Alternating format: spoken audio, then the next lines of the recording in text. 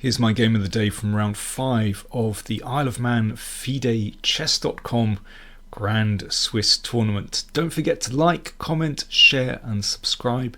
And if you'd like to support the channel, do check out the links to PayPal or patreon.com PowerPlayChess. Right, on with this game.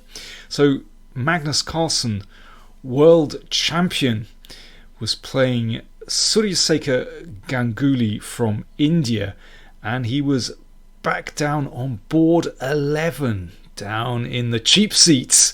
So let's see how Carlsen fared here. Struggling to find his form in these early rounds, and Carlsen sometimes does have this problem in tournaments. He's taken on Suryasekar Sicilian. He wants an open struggle, a full-blooded fight, and he certainly has it when his opponent plays a6, the Najdorf variation. And Carlsen goes for h3. This is the trendy move that's become popular over the past few years. Not that this is any better than any other variation against the Najdorf, it's just that it leads to less familiar positions where there's, let's say, theory has yet to crystallize. e5, the traditional Najdorf move. And here knight e2 has been played a fair bit in the past few years, but Carlsen goes with knight b3, and this is certainly more unusual. And again, that's typical Carlsen policy. He likes to play little sidelines to try and confuse his opponent. Bishop e7, normal, g4, and here is a sort of fundamental decision that black has to make, whether you stop this pawn with h6 or whether you play the bishop out to e6. Ganguly goes for h6, and that's absolutely fine. It's kind of a question of taste, really. And here again, another fundamental decision that black has to make: where to place the queen's bishop. Do you put it on the long diagonal, moving the b pawn, or do you play it to e6? Well, if bishop e6, then knight d5 is possible, as played by Shirov. He's a great exponent of this variation with knight b3. He likes to attack, and you can very often storm the kingside in this variation. But Ganguly played knight d7, so that means he's going to play the bishop to b7 one way or another. And here, yes, if bishop g2, which looks like the most natural move, then black gets his queenside counterplay going. But this is typical Carlsen again. He likes to restrict his opponent, and he played a4. But it makes a strange impression combining an attacking move like g4 on the king side with a cramping move like a4 on the other side of the board. And a fundamental question here for white is, where are you going to put your king when you've advanced on both flanks? It's a tricky one. a6 from Ganguly, and here, yeah, I mean, bishop g2 looks like the most natural move. I suspect that Carlsen was probably worried about a potential pawn break or a pawn sacrifice with b5. So he played something a little bit different. He played f3. So this is a very strange combination of systems. We're sort of playing an odd kind of English attack with f3 and g4, but where does h3 sit in with that, and where does a4 sit in with that? And here Ganguly plays queen c7. That's fine. I think he wanted to perhaps prevent this bishop coming to c4 to clamp the central squares, so that's reasonable. h4 from Carlsen, so he's starting to rev up his kingside pawns. And here is a big moment in the game, and this happens so often in the Najdorf variation that quite early on you have to choose, and this applies to both sides, you have to choose a particular method of development which determines your middle game strategy. And here I think Ganguly bottles it basically. I think bishop b7 is correct, and to play for a break in the middle with d5, for example, like this. This was actually played in a correspondence game, and then just go for d5, and this is very, very complicated.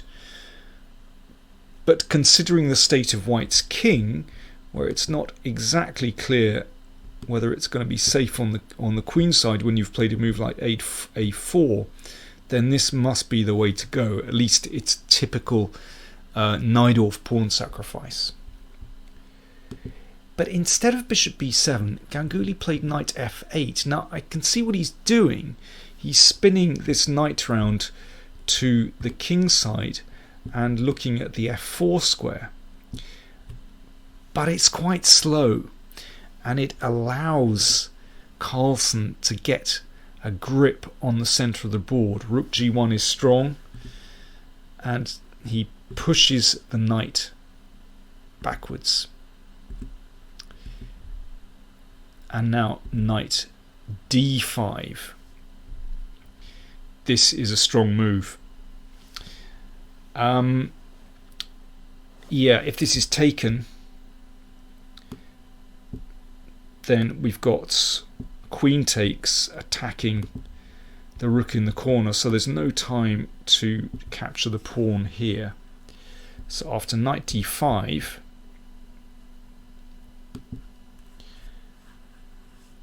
just coming back here, knight d5, queen c6 played. But you can see, having got that knight to d5, then life becomes much more complicated for black. That knight is such a monster piece. Right, the knight has come around to g6. Now a very nice idea from Carlsen. What's he doing with his king? Well, he plays a5. And if the queen side opens, then this pawn is really vulnerable. And white's pieces are actually ideally placed to attack on the queen side. So really black has to close the position with b5. And castles queen side. So now Carlsen can get away with it because the queenside pawns have been locked together, and so white's king actually finds security on that side of the board. Black's king has a few problems. He doesn't really want to go on the king side when there's an open h-file. But the queen side also not inviting, so it's got to stay in the middle for the time being, and that of course is problematic.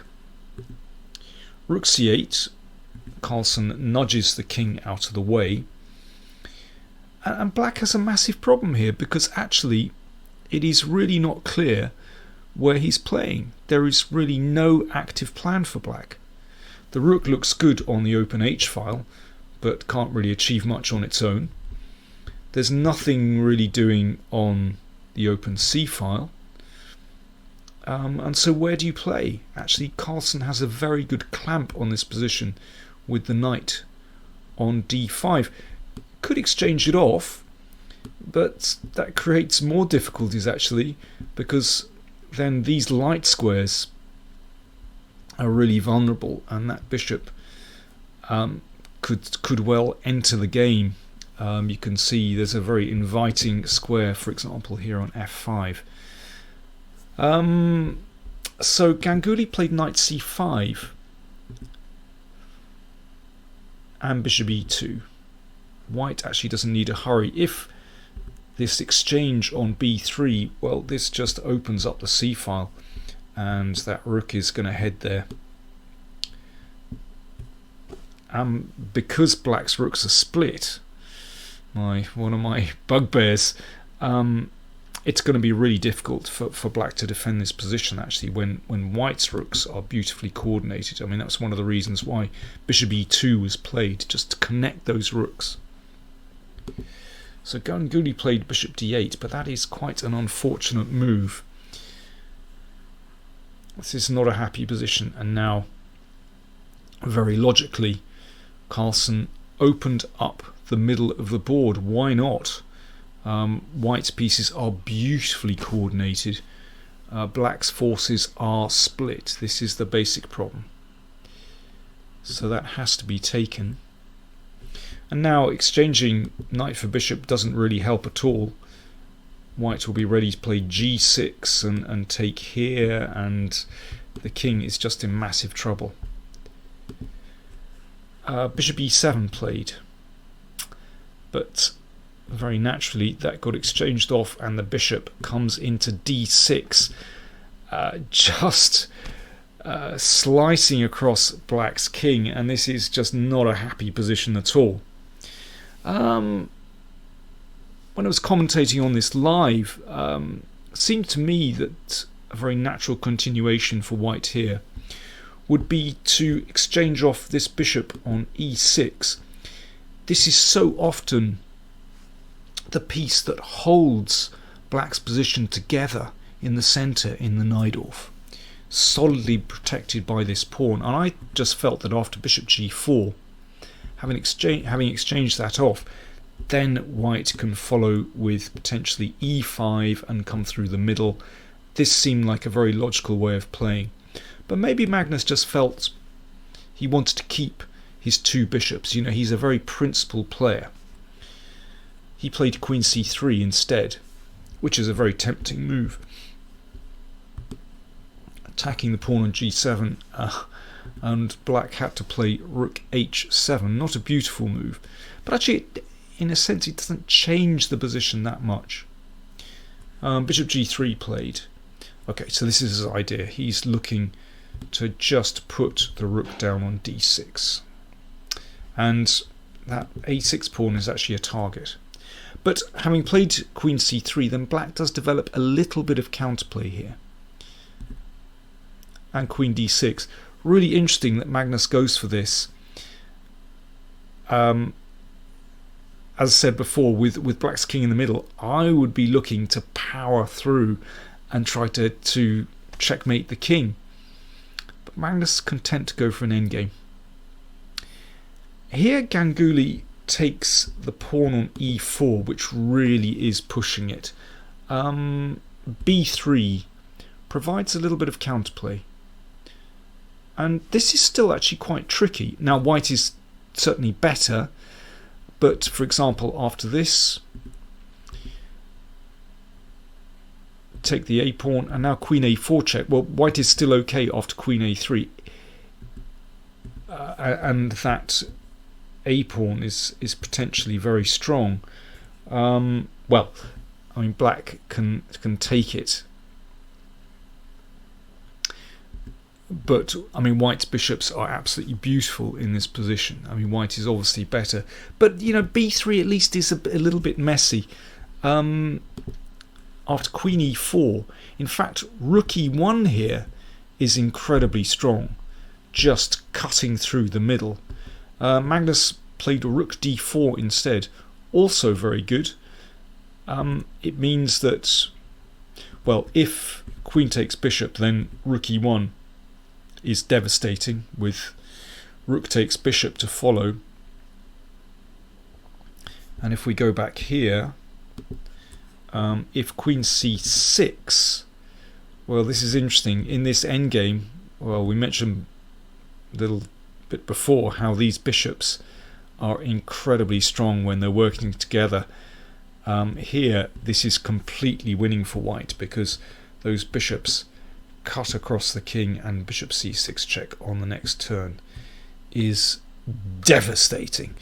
Let's go back here. So rook d4, queen drop back to b7, queen b6. Again, Magnus looking to play into an endgame, a completely winning endgame. If the queens are exchanged, then that b pawn will just run to the end, supported by that wonderful bishop on g3. And it's clear that white is dominant, with these rooks potentially wanting to come down to d8. So understandably, Ganguly exchanges one off, or he would like to, but this bishop is doing sterling work here. Bishop e1. You know, just he was on this diagonal, now he's cutting back and is about to bounce out to the other side of the board. And this is tremendous play. Well, the game concluded pretty rapidly here. Carlsen just has to keep everything covered and protected. And again, what a bishop here. Attacking the knight, but also defending the b2 pawn and the a5 pawn. So white's king is absolutely safe. And it's just a question of taking black apart here. Well, Ganguly played rook c5, protecting the knight. And now there was a very elegant winning move, b4. Of course, that can't be taken en passant because the queen is on. And if the rook retreats, then the knight drops here. And after knight d3, well, this was just taken. And here, black is a lot of material down, so resigned. So a very convincing victory from Magnus Carlsen. Somehow, Ganguly was a bit phased in the opening, actually, and allowed Magnus to take control. But as ever, we witnessed a masterclass from the world champion. So after that victory, he actually gets closer to the leaders. You know, he's had a few draws, but actually he's now just within half point of the leaders, and with 6 rounds to go, well, of course, it's wide open. The world champion is absolutely back in the fray. More videos coming soon. Thanks very much for watching.